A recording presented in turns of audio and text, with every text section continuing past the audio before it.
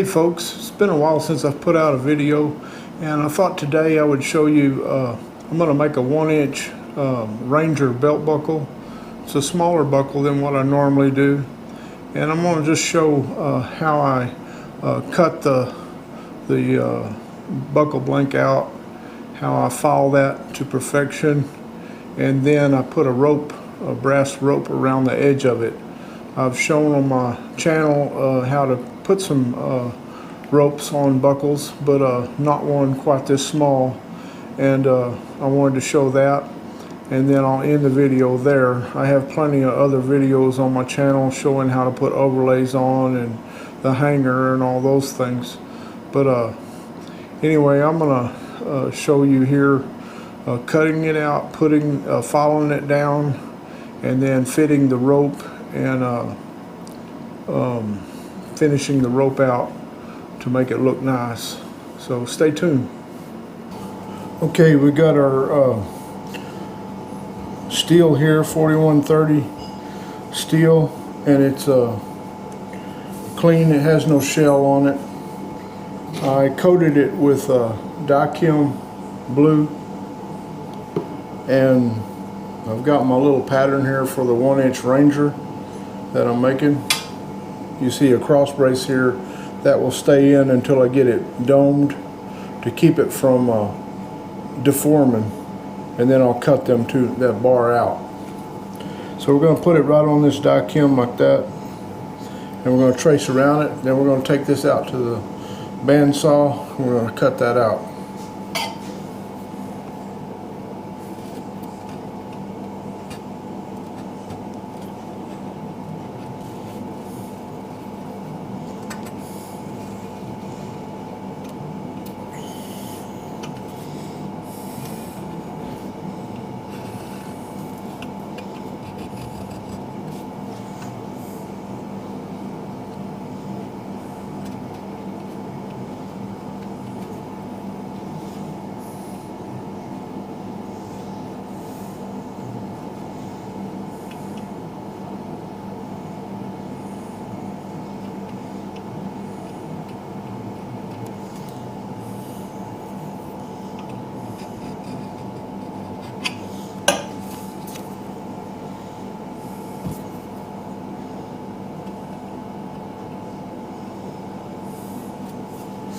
Okay, we got a good trace on that. I want to say this. I drew this pattern on my computer on just regular inkjet paper, and I cut that out, and then I glued it to a piece of filing cabinet folder, and then I cut it out, and it makes a pretty stout pattern for several buckles. That way you don't have to waste a lot of time cutting out a brass pattern. If you're going to cut out a lot of buckles of the same type, then yeah, you probably need to make a brass pattern. But this works good for 2 or 3 of them.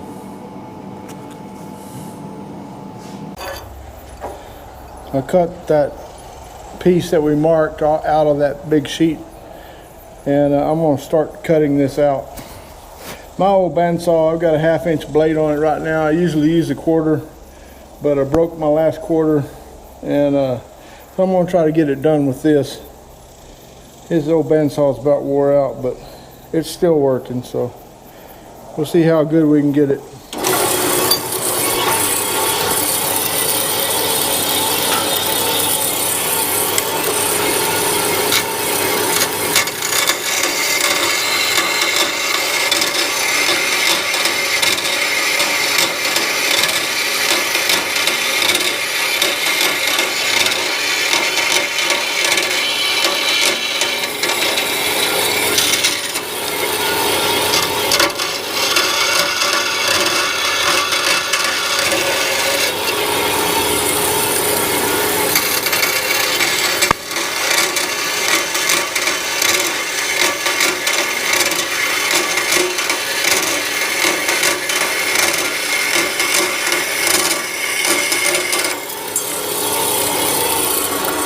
You know, I want to say something right here.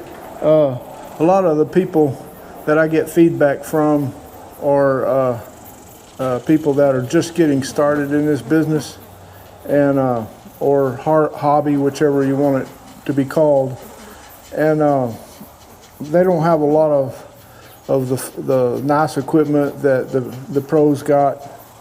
And I get a lot of feedback from those people. They're really appreciative to see how it can be done with just minimum stuff. This old bandsaw, I've had it for 15 years. It used to be a horizontal, made it into a permanent upright. You can get the horizontal bandsaw, metal cutting bandsaws, pretty reasonable. And they do turn up straight up, and I made a metal table for it. And it works pretty good. I have to change these bearings on it a lot. And it's not nothing like some of the schools I've been to that had really nice bandsaws. I wish I had one of them, but I don't. So I just keep doing it with what I got. And that's kind of what I'm trying to show you, that you don't have to have everything. You could even cut this out with a metal cutting handheld jigsaw. It'd be a little tough. Some people cut them out with torches. You got to stay way off the line and then grind back to the line. As long as you can get it cut out pretty close, you can always file it down to perfection. I never cut it perfect with this bandsaw. I always cut pretty close to where I want to be, and then I just file it down to where I want. So just trying to give you some ideas about that.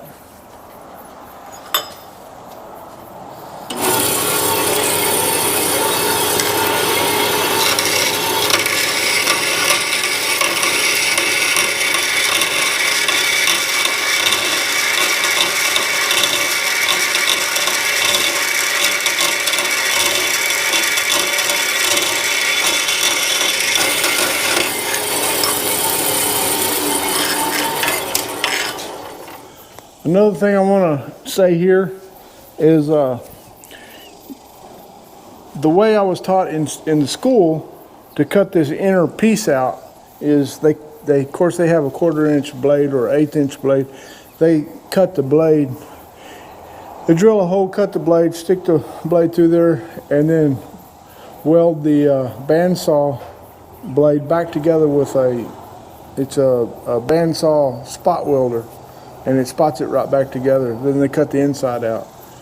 I've got one of those. I've never set it up.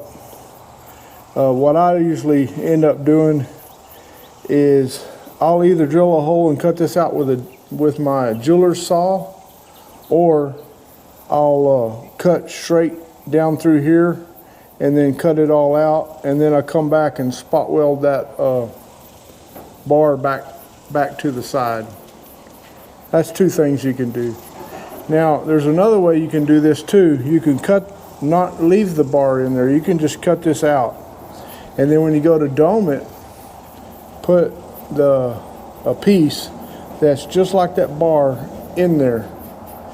And then when you press it, that piece I usually put tape on it and it holds it all together. And then when you press it, that bar's in there and it keeps it from deforming. And that's really the easiest way I've been doing it. I put this bar in there so y'all could see how it's supposed to be. But what I think I'm going to do is I'm going to cut this all out just straight from the outside, and then I'll put the bar back in it right before I dome it. I'll just stick it in there, put blue tape around it, dome it. It'll be fine. So there's just a couple of ideas there on that. I'm going to go ahead and get this all cut out. Then I'll show you a little bit on how I'm going to file it and get it down to spec. Okay, what we're going to do is we're going to take these two files here and we're going to chalk them up with some welder's chalk, cutting torch chalk.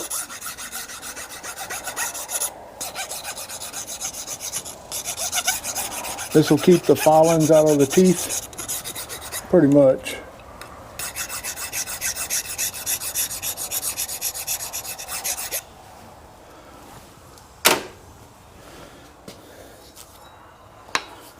And we've got our file card here to clean the teeth if we need to. I'm going to start with this big one. And you can see our pattern's pretty close, but there are some edges around here that need to be taken down some.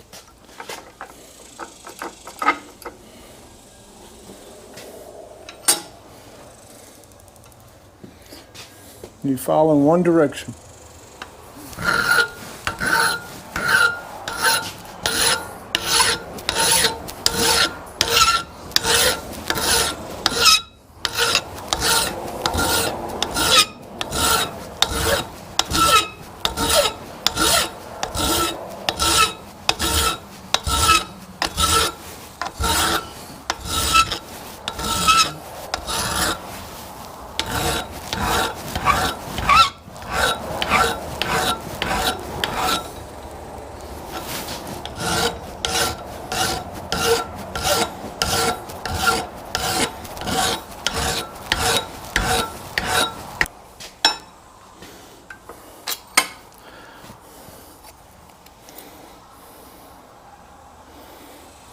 Okay, you can see we got a little bit more right along the top edge.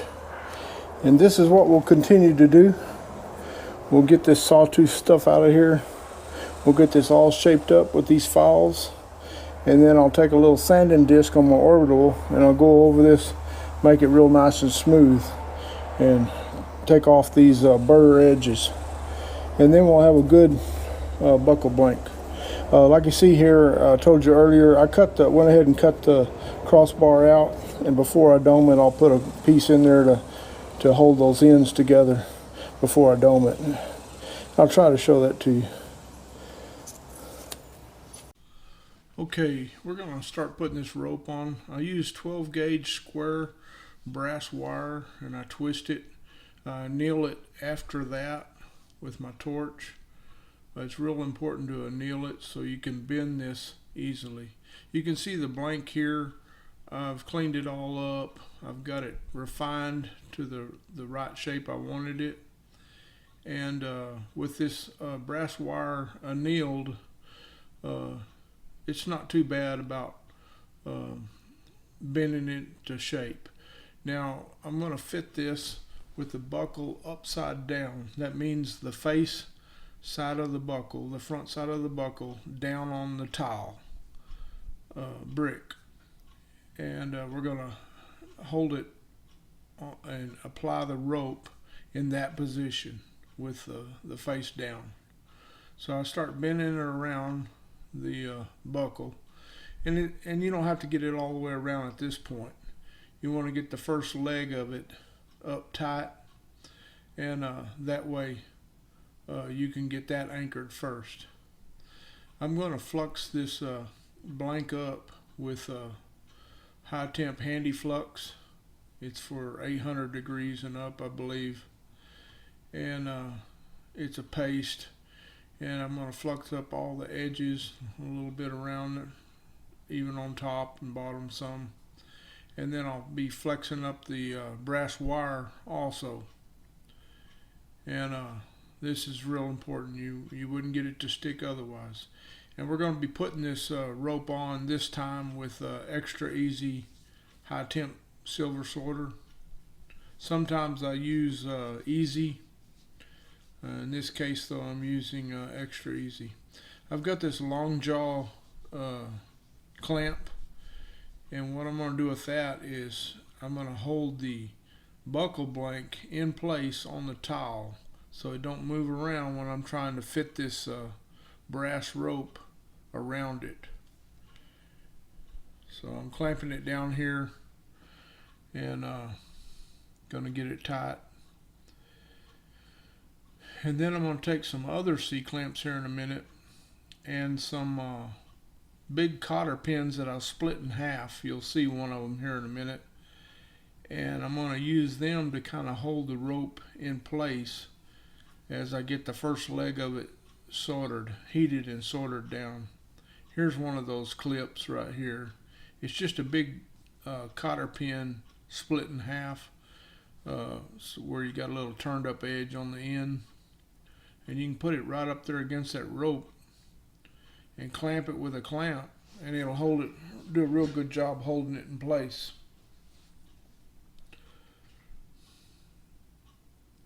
I'm getting it clamped down here in position,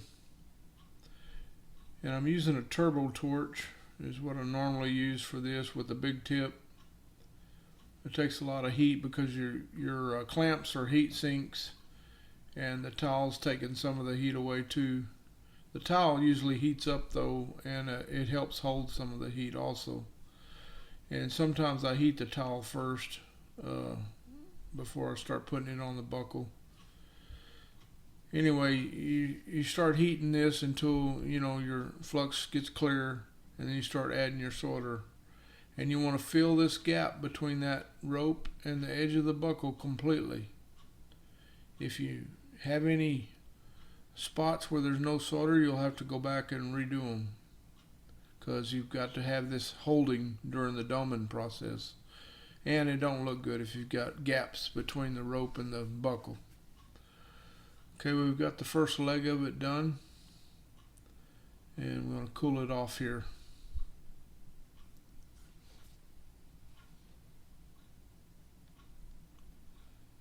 And then the next leg we'll start putting on another clamp to hold it further on around the buckle. Okay, I've repositioned this buckle, and I've got my clamps holding the rope up against it in a different position. And I use a little hammer here to lightly tap an area that wasn't all the way up. And that's okay to do that as long as you don't tap it too hard and deform your rope.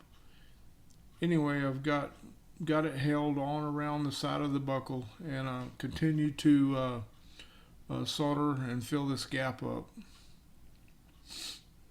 You just want to control your heat. Make sure you keep a lot of the heat on the steel and not just the brass, and kind of evenly heat it. And we're going to cool it off, and then we'll move it around and do the rest of it. Okay, I have this buckle repositioned, and I've got my cotter pin clamp on the side there. So you can see I'm heating this brick up. I've cooled this buckle off a time or two, so now I'm putting more heat on this brick to kind of preheat it, and then I'll move to the steel. It keeps the brick from being such a heat sink if it's preheated like this. Anyway, I'm going to concentrate my heat on this area, and I'm adding the solder to the gap there, and trying to get it all filled, and this should do it. This is the last leg of putting the rope on the buckle, and looks like we've got her done and cooled off, and we'll take it down here in a minute, clean it up, and see what we got, and make sure we've got that whole edge completely covered. Okay, we've got that rope on there, and I've taken the buckle and I've cleaned it up. You can see what I did. You'll get a lot of solder on the rope itself, and you want to make sure your solder is closed in this gap all the way around between the steel and the brass rope on both sides. You want that gap completely closed. So after you get that cleaned up, you want to look over the whole entire border on both sides, make sure that gap's closed. Next, you're going to have a lot of fire scale on your steel, and you can sand all that off and get that all cleaned up.